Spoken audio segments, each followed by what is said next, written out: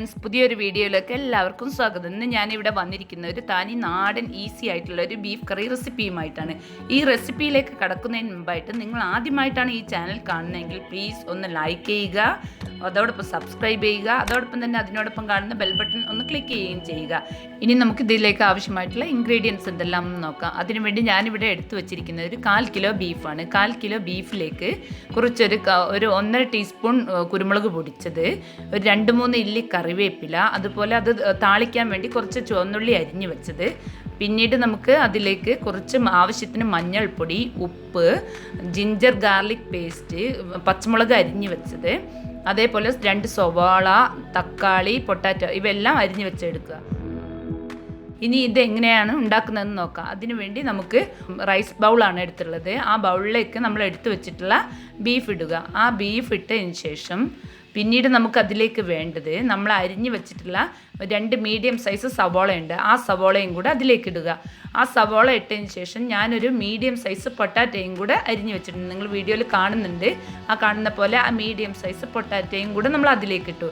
അതിന് ശേഷം ഞാനൊരു 3-4 തക്കാളി, മീഡിയം സൈസ് തക്കാളിയും കൂടെ അരിഞ്ഞത് ഇതിലേക്ക് ചേർക്കുകയാണ്. പിന്നീട് നമുക്ക് ഇതിലേക്ക് വേണ്ടത് ഒരു 1.5 ടീസ്പൂണോളം പച്ചമുളക് ചതച്ച് വെച്ചത്, 1.5 table spoon ginger garlic paste, ആവശ്യത്തിന് കറിവേപ്പില, മല്ലിയില, പുതിനയില ഇവയെല്ലാം കൂടെ ഇതിലേക്ക് ചേർക്കുക. എന്നിട്ട് പിന്നീട് നമുക്ക് ഇതിലേക്ക് വേണ്ടത് ഒരു ടീസ്പൂൺ ഉലുവ ചേർക്കുന്നുണ്ട്. ഉലുവ ചേർക്കുമ്പോൾ ബീഫിന് നല്ലൊരു ടേസ്റ്റ് വരും. അതിന് വേണ്ടിയിട്ടാണ് ഉലുവ ചേർക്കുന്നത്. 1 ടീസ്പൂൺ ഉലുവ ചേർത്തതിന് ശേഷം നമ്മൾ ഇതിലേക്ക് ഒരു ടീസ്പൂണോളം മഞ്ഞൾപ്പൊടി ഇടുന്നു. ആ മഞ്ഞൾപ്പൊടി ഇട്ടതിന് ശേഷം പിന്നീട് നമുക്കതിലേക്ക് വേണ്ടത് 1 ടീസ്പൂണോളം കുരുമുളക് പൊടിച്ചത്, 1 ടീസ്പൂണോളം കുരുമുളക് പൊടിച്ചത്, ഒരു 1/2 ടീസ്പൂണോളം ഗരം മസാല പൗഡറും കൂടെ ആഡ് ചെയ്യുക. അതിനുശേഷം പിന്നീട് നമുക്ക് ഇതിലേക്ക് ഒരു 2 ടീസ്പൂൺ ചുവന്ന മുളക്, ഞാൻ കാശ്മീരി ചില്ലി പൗഡറാണ് ചേർക്കുന്നത്. നിങ്ങൾ ഏത് മുളക് പൊടിയാണോ അതിനനുസരിച്ച് എരിവിനനുസരിച്ച് വ്യത്യാസം വരുത്താം. പിന്നീട് ഏറ്റവും കൂടുതലായിട്ട് ഇതിലേക്ക് വേണ്ടത് മല്ലിപ്പൊടിയാണ്. ഞാൻ 2 ടേബിൾ സ്പൂൺ മല്ലിപ്പൊടിയും കൂടി ഇതിലേക്ക് ചേർക്കുന്നുണ്ട്. മല്ലിപ്പൊടി ചേർത്തതിന് ശേഷം ആവശ്യത്തിനുള്ള ഉപ്പ്, നമുക്ക് ഈ മിക്സിലേക്ക് നിങ്ങൾക്ക് എത്രയാണോ ആവശ്യം അതിനുള്ള ഉപ്പും കൂടെ ആഡ് ചെയ്യുക. അത് ആഡ് ചെയ്തതിന് ശേഷം ഉപ്പും കൂടെ ആഡ് ചെയ്തതിന് ശേഷം നമ്മൾ ഈ റൈസ് ബൗളിൽ വെച്ചിട്ട് നന്നായിട്ടൊന്ന് മിക്സ് ചെയ്യുക. ഞാൻ ഈ റൈസ് ബൗൾ വെച്ചിട്ടുള്ളത് വീഡിയോയിൽ ക്ലിയറായി കാണാൻ വേണ്ടിയിട്ടാണ്.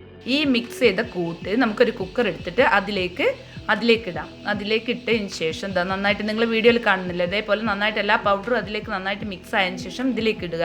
ഇതിലേക്ക് ഇട്ടതിന് ശേഷം നമുക്ക് ഇതിലേക്ക് ആവശ്യത്തിനുള്ള വെള്ളം ഒഴിച്ചു കൊടുക്കണം. ഓവർ വെള്ളം പാടില്ല.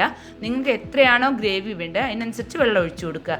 കാരണം ഈ ഉള്ളിയും തക്കാളിയും എല്ലാം വെന്ത് വരുമ്പോൾ ബീഫും അത് ചൂടായി വരുമ്പോൾ അതിന് ആവശ്യത്തിനുള്ള വെള്ളം വരും. പിന്നീട് നമുക്ക് ആവശ്യത്തിന് വേണ്ട ചാറിനുള്ള വെള്ളം മാത്രം ആഡ് ചെയ്യുക. എന്നിട്ട് ഇത് നന്നായിട്ട് മിക്സ് ചെയ്തതിന് ശേഷം കുക്കർ നന്നായി അടച്ചു വെച്ച് ഇത് ഒരു സ്റ്റൗവിലേക്ക് വെക്കുക.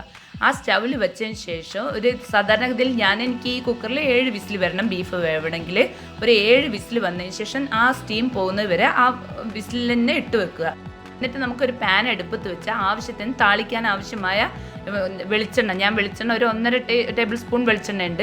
അതിലേക്ക് അരിഞ്ഞ് വെച്ച് ചുവന്നുള്ളി ഇടുക. എന്നിട്ട് അത് ഒരു ബ്രൗൺ കളർ ആവുന്നത് വരെ ഒന്ന് മീഡിയം ഫ്ലെയിമിൽ വെച്ചിട്ട് ഇളക്കി കൊടുക്കുക.